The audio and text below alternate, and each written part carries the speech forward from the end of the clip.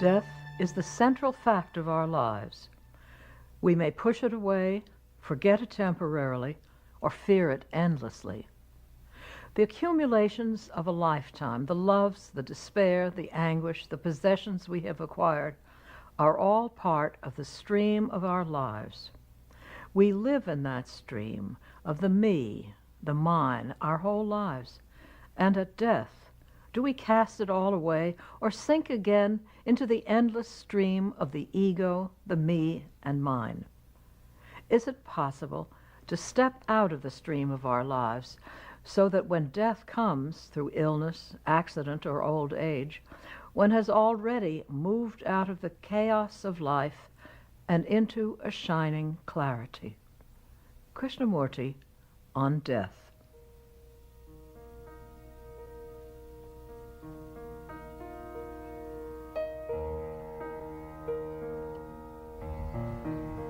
We have never asked, what is death?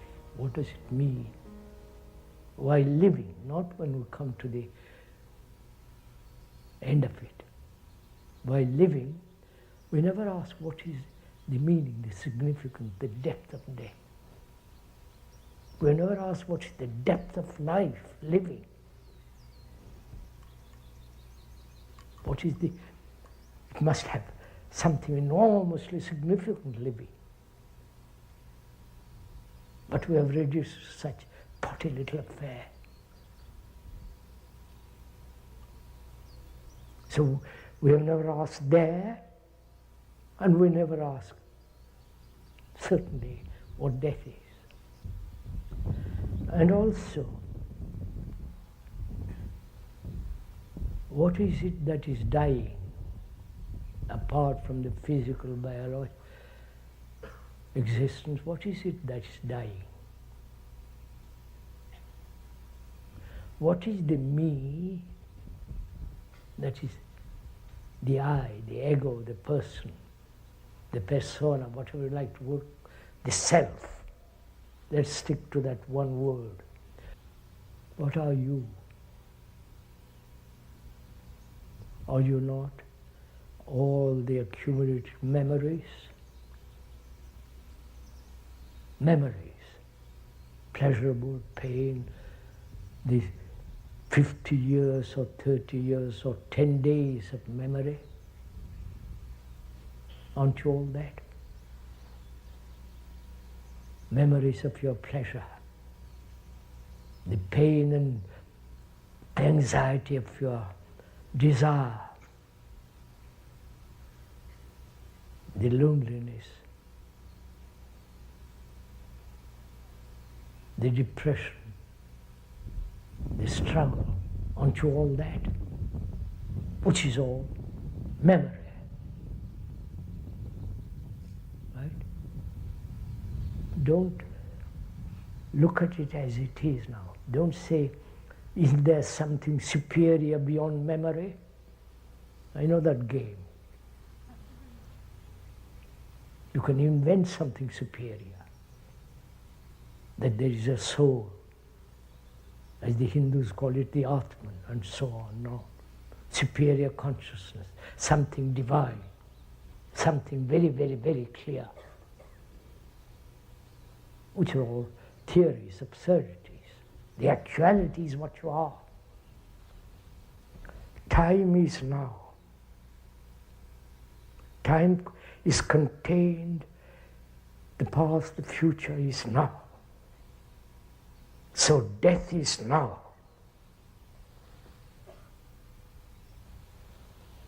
That means if I am attached to my wife, to my something or other, to my furniture, right?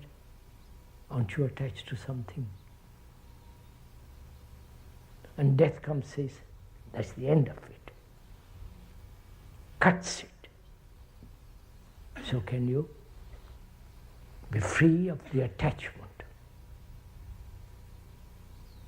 Therefore you are living then, living and dying at the same time. So death and life always march together. then you will see, then there is that sense of absolute freedom from the little travail of myself.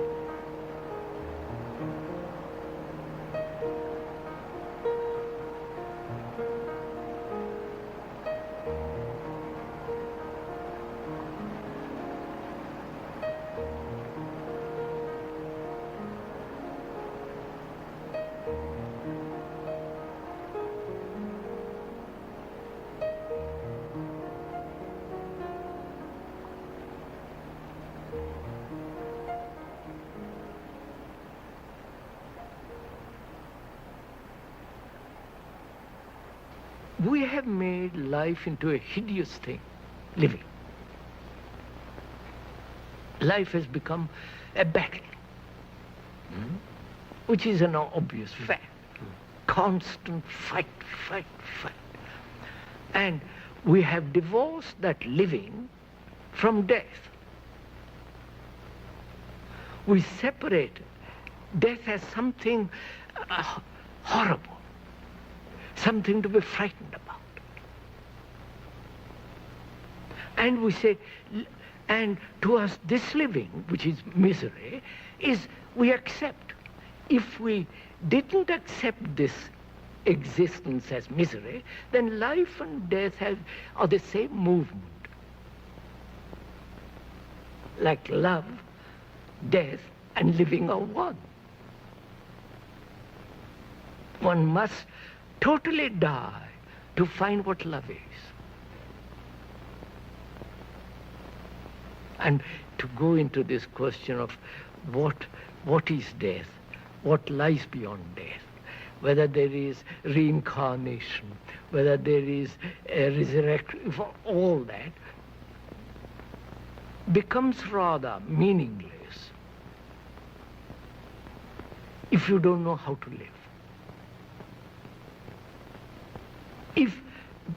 If the human being knows how to live in this world without conflict,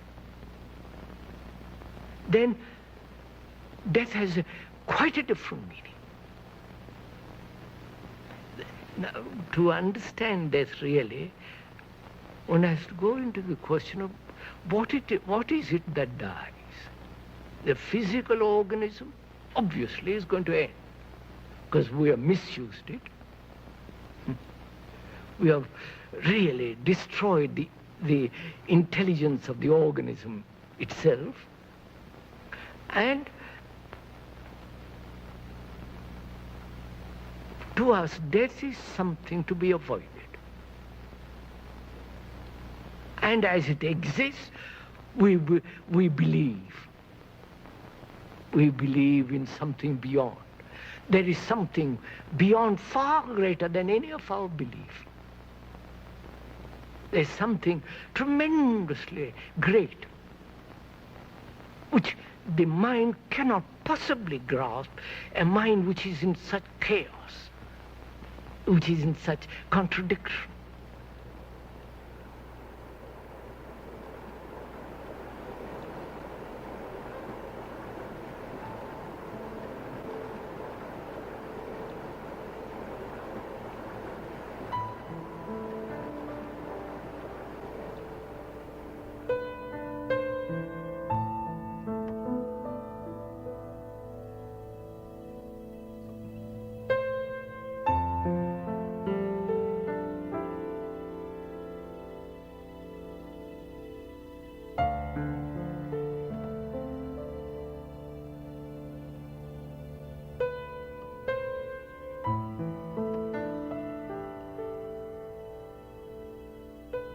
You have acquired knowledge, experience.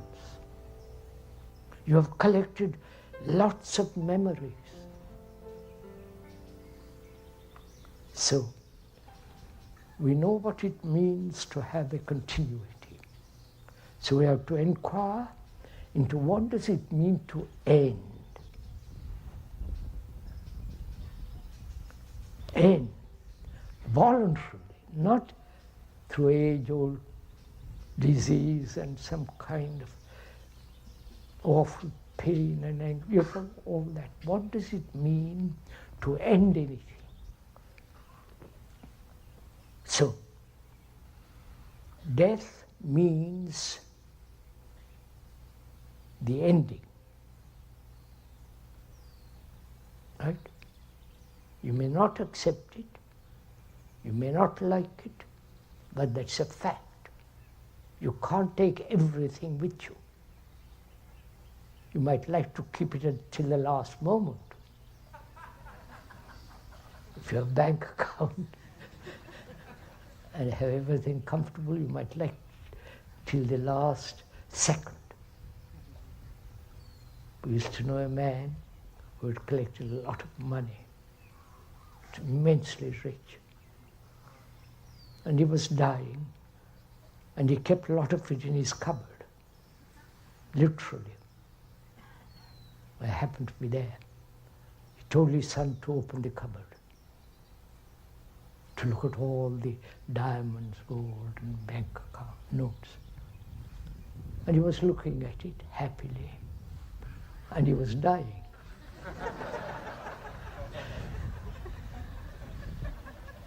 I know.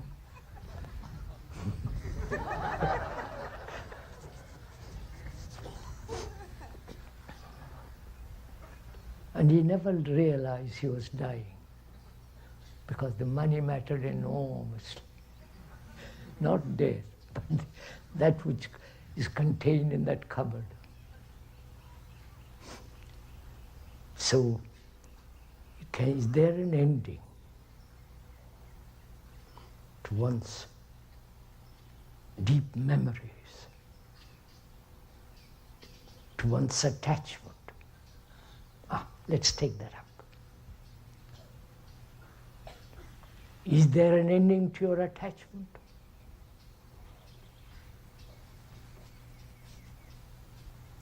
What is attachment?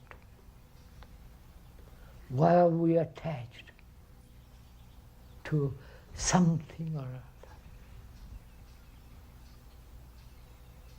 To property, money, to wife, to husband, to some foolish conclusion, to some ideological concept. Why are we so attached?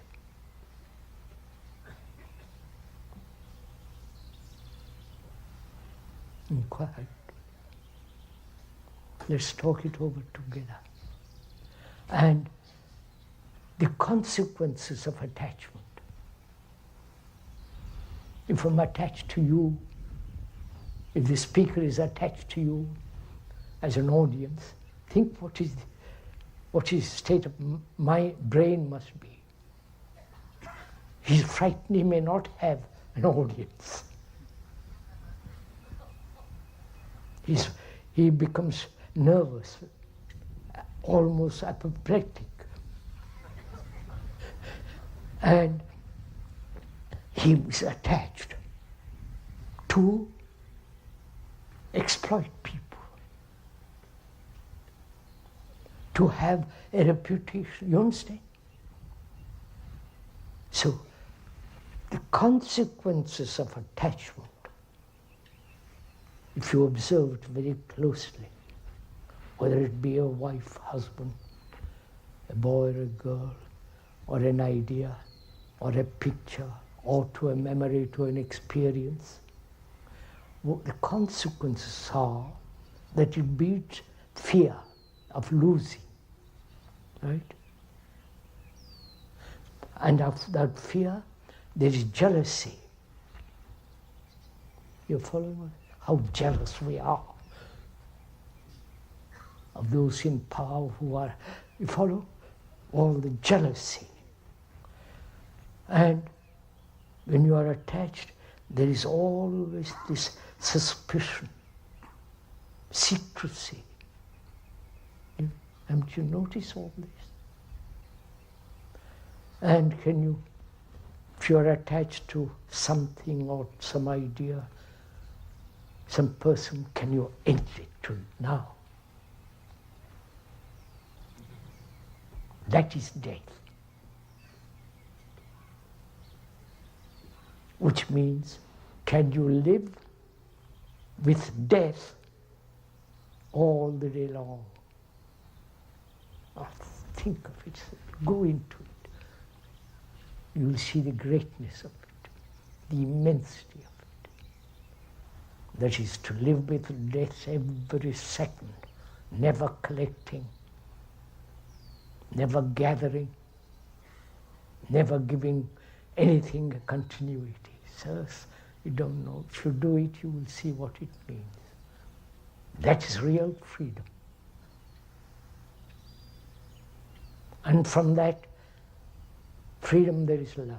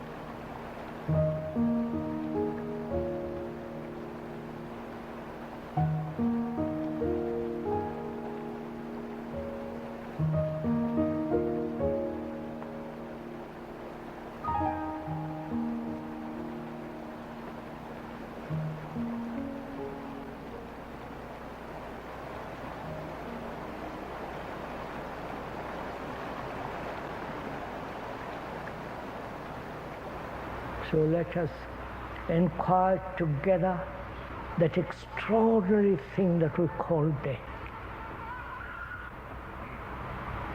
It must be extraordinary.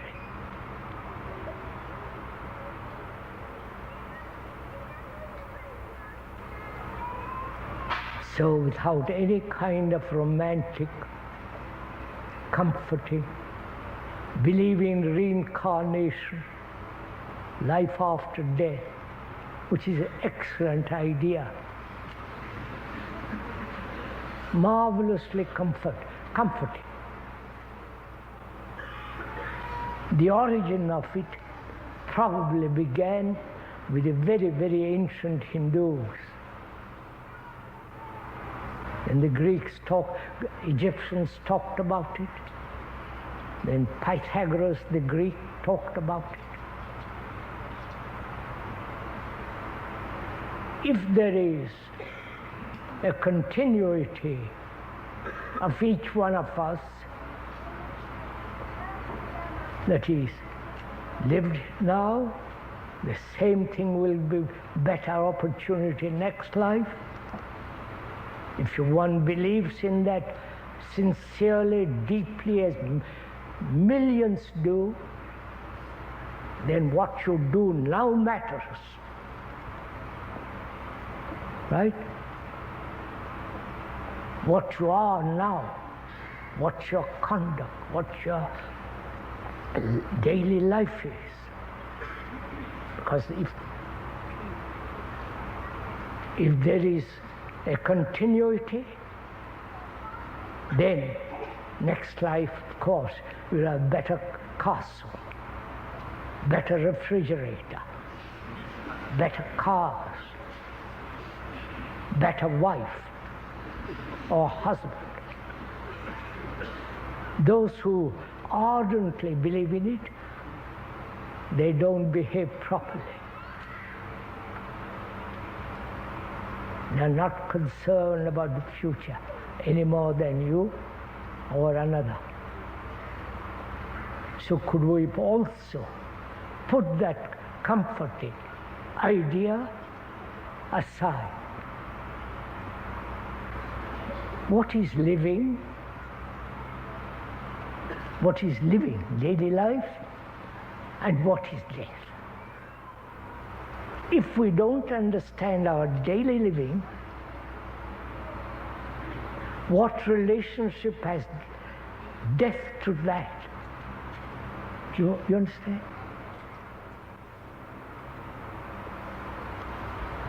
So first, we must inquire what is living. What do we mean by living? What do we mean by good life? Is good life having a lot of money, cars, changes of wives, or girls, or going from one guru to another and caught up in his concentration camp? Please don't laugh. This is actually what's going on. So we ought to consider what is continuity, you understand? And what is ending. May we go into that?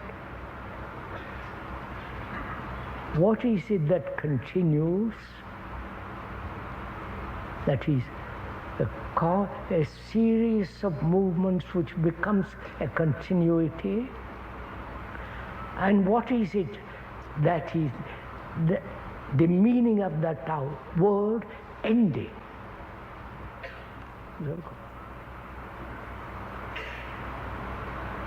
Something that ends. Why are we so frightened of ending something? Whether it be tradition, a habit, a memory, an experience, can all that end? Not calculated ending, an ending which is not effort, determination. I end something to achieve something else. Death, you can't argue with death, right? Right? You're following this? As long as there is this self-interest, which is the wheel of time, then there must be death. So, is time related to death? Oh, come on, sirs. If death is now, instant, there's no fear, is there? There's no time. You're capturing what I'm saying? If the speaker is attached to his audience, attached to this, because out of that attachment it derives a great deal of excitement, sensation, importance, self-interest, envious of a person with a larger audience. Right? If the speaker is attached, whether to an audience, to a book, to an experience, to a title, to a fame,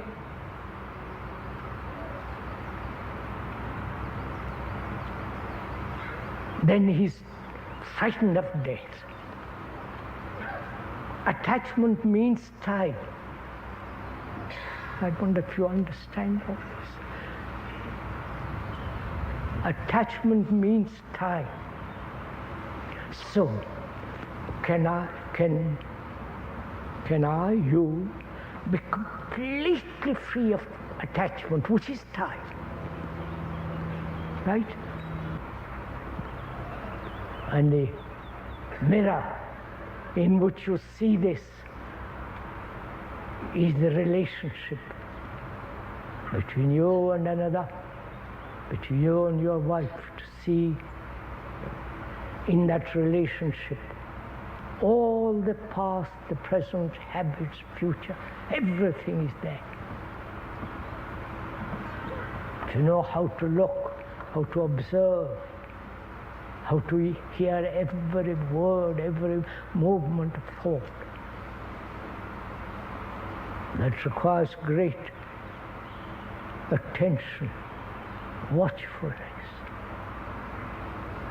So, death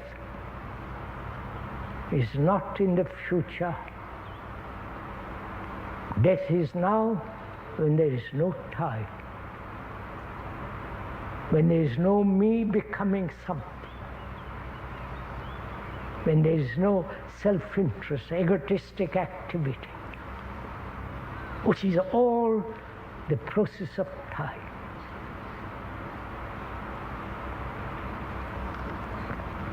So living and dying are together always.